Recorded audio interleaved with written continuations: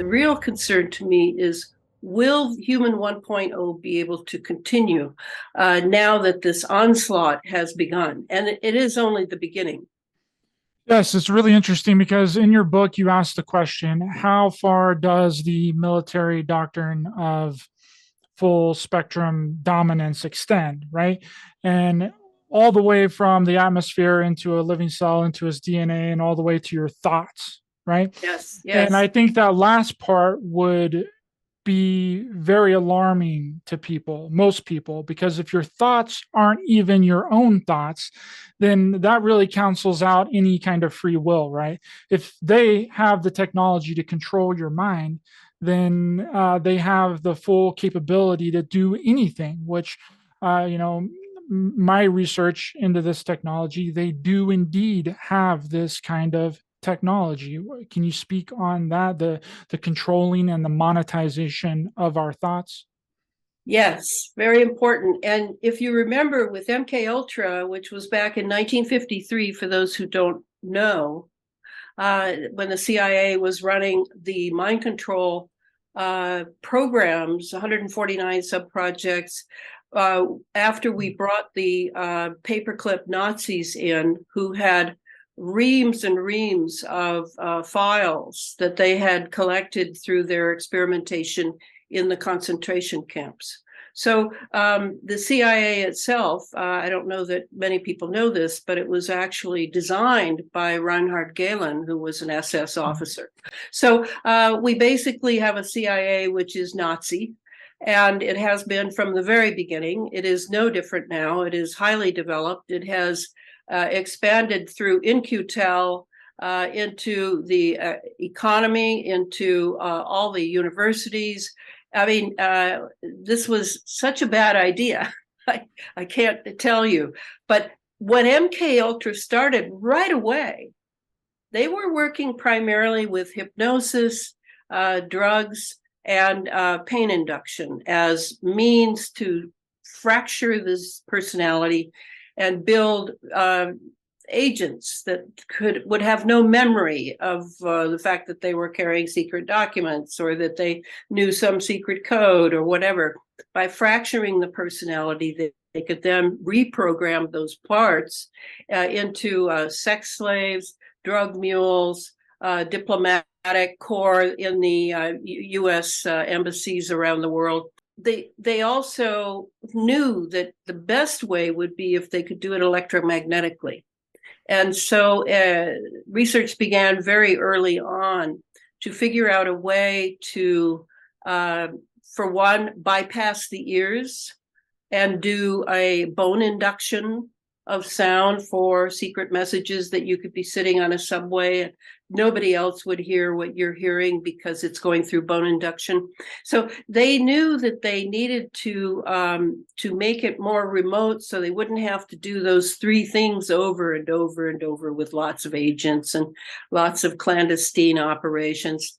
They have achieved that.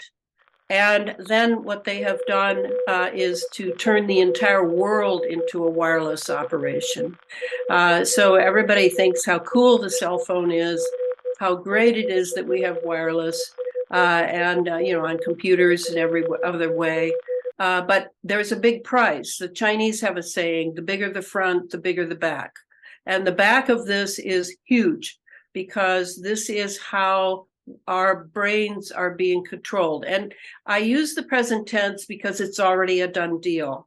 And the way they do it is through, yes, the wireless world. And remember, the wireless world depends upon all the chemtrails, all the particulates on a nanoscale falling constantly in the atmosphere as a doping agent so that they can run many thousands and millions and billions of transmissions. Then the next thing is they're using pulsing. It isn't power so much that they need. In fact, the human brain operates in a way that the extra low frequency ELFs are much more powerful in our brains.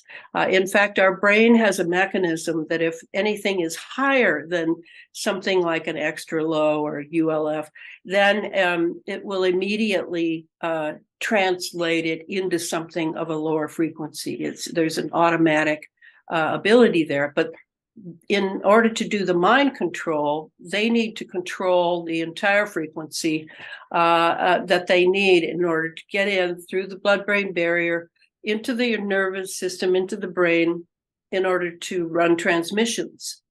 They now have achieved it through satellite, and that is called remote neural monitoring, RNM. It's highly developed. And if they have your evoked potential is the words they use. Your signature is unique. Everybody's brain, everybody's incarnation is unique because we are spiritual beings living in bodies, as Madonna sang to us in the 80s about being in a material world. Yes. So the ability to get into the brain is through the evoked potential. And you can be picked out of a crowd of millions. It doesn't matter. You can be tracked in a crowd of millions as long as they have your evoked potential. And as long as they keep this atmosphere ionized. And that's how mind control now is generally done. Now, there are other ways which are more like MKUltra for perhaps leaders of nations. Leaders in the UN, people who have very designated roles in the world tend to be programmed in a different way. The one I've just described is for the masses. But believe me, mind control is a done deal. And the most scary thing is, to me, is not that, yes, your free will is pretty much over. But in a way, in modern society, in various ways, that is true, that you don't have much free will in a mass society. But the scary thing is, what if you are mind controlled and you don't even know it, and you think that's you? Or the people who are coming to me now through emails, I get emails from people all around the world about how they have thoughts or they have feelings or emotions, even behaviors, and they're in doubt as to whether they're theirs.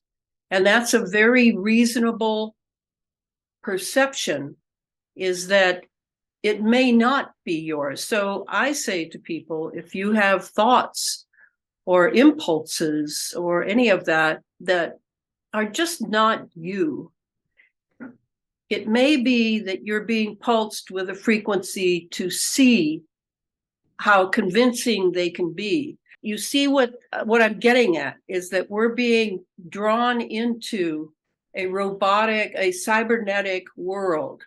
And we will be all run, as Yuval Harari keeps telling us, which I'm very grateful to him for, by the way. He's like my poster boy of Satanism.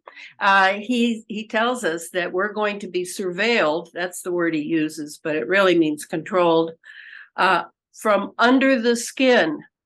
And the under the skin is exactly the nanobots that reside in us, in the millions.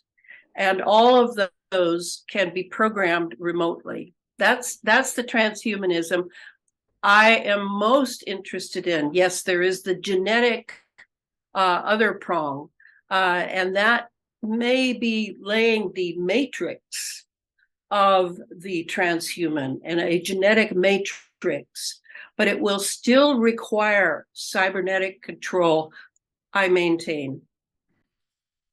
Yes, and I want to jump a little bit back to the implantation of thoughts and ideas and technology that would be able to collect and pick out those thoughts directly out of your head, right? Because it was a program ran by naval intelligence that was called the Global Information Grid.